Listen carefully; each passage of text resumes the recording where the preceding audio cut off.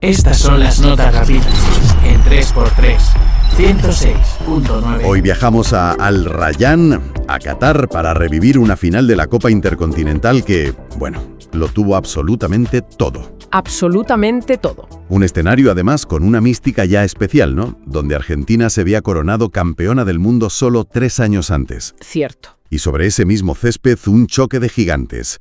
Cruz Azul de México contra el Flamengo de Brasil, que llegaba como el flamante y temible campeón de la Copa Libertadores. Un partido que se vendió como el derbi de las Américas, y yo creo que la etiqueta incluso se le quedó un poco corta. La tensión era palpable. Totalmente. Y nuestra misión hoy es precisamente esa, ¿no?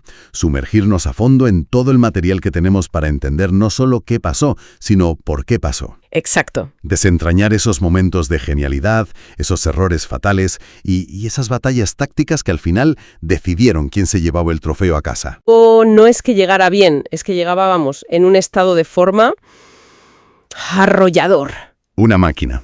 Las crónicas de la época hablan de un equipo que se estaba llevando todo en el fútbol brasileño, una auténtica máquina de competir. Y claro, desde el minuto 1 todos los ojos estaban puestos en 2 o 3 nombres. A ver. Por parte de Flamengo, era imposible no fijarse en la zurda del maestro uruguayo, de Georgian de Arrascaeta, y bueno, en las carreras supersónicas de Bruno Enrique. Y por el lado mexicano había un nombre que sonaba como una amenaza constante. Carlos Rotondi. El argentino era el principal argumento ofensivo de Cruz Azul. Un jugador súper incisivo, de esos que no paran de intentarlo. Y antes de meternos en la batalla, hay un detalle que a mí me parece fascinante. El del árbitro. Así. El árbitro, el sueco Nightberg, que lo describen al principio como muy risueño.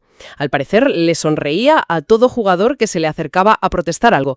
Es que, qué imagen. Totalmente. Tienes una final de la Copa Intercontinental con los equipos a punto de dejarse la vida en el campo. A muerte. Y el árbitro, pues como si estuviera pitando un partido de alevines, ¿no? Me pregunto si era una estrategia para bajar un poco la tensión o si el tipo es así de feliz.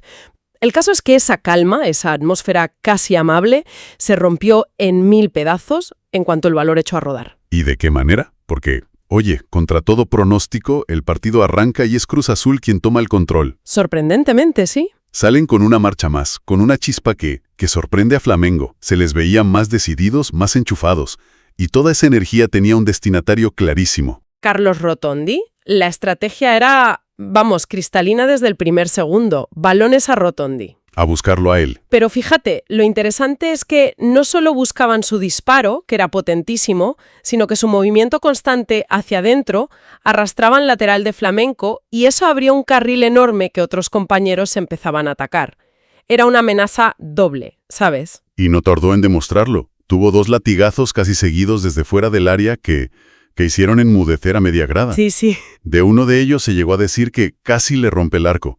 La sensación en esos primeros 15 minutos era de un dominio mexicano casi absoluto. Sin ninguna duda, la posesión era suya, las ocasiones más claras también. Flamengo, el gran favorito, parecía superado, incómodo. Como si no entendieran qué pasaba. Exacto, perseguían sombras. Y es justo en ese momento, cuando mejor estás, cuando más confías, que el fútbol de élite te recuerda lo increíblemente cruel que puede llegar a ser. Es que toda esa sensación de dominio, toda esa energía positiva de Cruz Azul, se evapora en un solo segundo. Llega el minuto 15. El minuto 15. Cuéntanos esa jugada, porque todas las crónicas la pintan como el punto de inflexión del partido. Es que es un momento dramático. Gonzalo Piovi, el central de Cruz Azul, recibe un balón sin tensión, sin demasiada presión, en una zona que, en teoría, es segura. Y aquí, pues, ocurre el desastre. El error. Intenta jugar un pase atrás con su portero, pero es un pase a ciegas, sin tensión. Un auténtico regalo, como lo calificaron. Y claro, hay jugadores a los que no les puedes hacer esos regalos. Y de Arrascaeta es el primero de esa lista. Y aquí está la clave, lo que lo diferencia del resto. No es solo que robe el balón, es cómo lo hace. La inteligencia. No estaba presionando a Piovi directamente, sino que estaba leyendo su lenguaje corporal. Vio la duda, ese medio giro de cabeza previo, y en lugar de ir al hombre, fue al espacio donde intuyó que iría el pase. Se adelanta a la jugada. Es que es una demostración de que la inteligencia en el fútbol es, en gran medida, predecir el futuro inmediato. Se anticipa, roba y define con una tranquilidad pasmosa. 1-0. Un gol que se describió como una puñalada que rompía los corazones mexicanos. Totalmente. Desde el punto de vista anímico, a ver, ¿cómo se levanta un equipo de un error así en una final? Has sido mejor, has dominado, y de repente por un fallo individual que no tiene nada que ver con el juego, vas perdiendo. Es la pregunta del millón, claro. Y lo interesante es que las crónicas sugieren dos reacciones a la vez en el equipo. Por un lado, los jugadores de campo querían irse arriba a la desesperada a enmendar el error con rabia. El impulso. Pero desde la banda, su técnico, Larcamón, pedía calma. Fue una lucha interna en el equipo entre la furia y la estrategia. Y por suerte para ellos, ganó la estrategia. Y se notó, porque lejos de venirse abajo, Cruz Azul siguió empujando. De hecho, poco después de ese gol tienen una ocasión clarísima que acaba en gol, pero es anulado. Por un fuera de juego muy justo, sí. Pero esa jugada, aunque no subiera al marcador, fue un mensaje, ¿no? Un seguimos aquí. Exacto, no se desmoronaron. Y eso dice muchísimo de la mentalidad que Larcamón había inculcado en ese equipo. Reaccionar así, después de encajar un gol de esa manera, demuestra un carácter competitivo a prueba de bombas. Y Flamengo, mientras tanto, intentando dormir el partido. Claro, con la ventaja intentaron bajarle el ritmo, pero era imposible. Las crónicas hablan de un Cruz Azul que les mordía en los talones, una presión asfixiante que no les dejaba respirar. Y esa insistencia, esa negativa a rendirse, encontró un premio que no pudo llegar en mejor momento. Minuto 44. Al borde del descanso. El llamado gol psicológico, que en este caso fue un auténtico misil. ¿Y qué misil? El balón le cae a Jorge Sánchez en el borde del área y conecta un derechazo brutal, un sablazo imparable que se cuela por la escuadra. El portero de Flamengo, Rossi, ni la ve pasar. Un golazo espectacular para un empate increíble, como tituló un medio. Y volvemos al factor mental. Marcar en el 44 es un golpe anímico potentísimo. Claro. La que habían conseguido sin merecerla, gracias a un regado, se había esfumado justo cuando pensaban que se irían al descanso por delante. Hay un detalle muy revelador que se menciona en los análisis. Justo después del gol, las cámaras enfocan a Rossi, el portero de Flamengo. Sí. Que, en lugar de lamentarse, se gira hacia sus compañeros y les empieza a gritar de forma, vamos, muy ostensible. Era perfectamente consciente de lo que estaba pasando. Su lenguaje corporal era el de un líder que ve que a su equipo se le está escapando el partido de las manos. Ese grito era un despertad. Claro. El gol de Sánchez no solo empató el marcador, cambió por completo el estado anímico de los dos equipos de cara a la segunda mitad. Después de un final de primera parte así, uno se imagina que la charla en el vestuario de Flamengo tuvo que ser intensa. Seguramente. Y se notó desde el primer segundo de la reanudación, porque el equipo que salió al campo fue otro completamente distinto. Hubo un cambio táctico evidente. Si en la primera parte Cruz Azul llevó la iniciativa, en la segunda es Flamengo quien da un paso al frente e impone su ritmo, su jerarquía. ¿Qué hicieron exactamente? Pues empezaron a adelantar mucho a sus laterales, casi como si fueran extremos, y eso generaba una superioridad constante en el centro del campo. ¿Y esto, claro, qué provocó en Cruz Azul? Pues puso a su técnico, Larcamón, ante un dilema terrible. Tenía dos opciones: o seguía presionando muy arriba, como en la primera parte, arriesgándose a dejar unos espacios enormes a la espalda para que corrieran Bruno Enrique y compañía, Un riesgo altísimo. o daba un paso atrás, replegaba al equipo, juntaba las líneas y cedía la iniciativa a Flamengo. Y optó por lo segundo. Optó por lo segundo. Fue una decisión pragmática, quizá la única posible en ese momento. Les permitió sobrevivir durante casi media hora, aguantar el chaparrón. Pero claro, a costa de sufrir mucho. Muchísimo.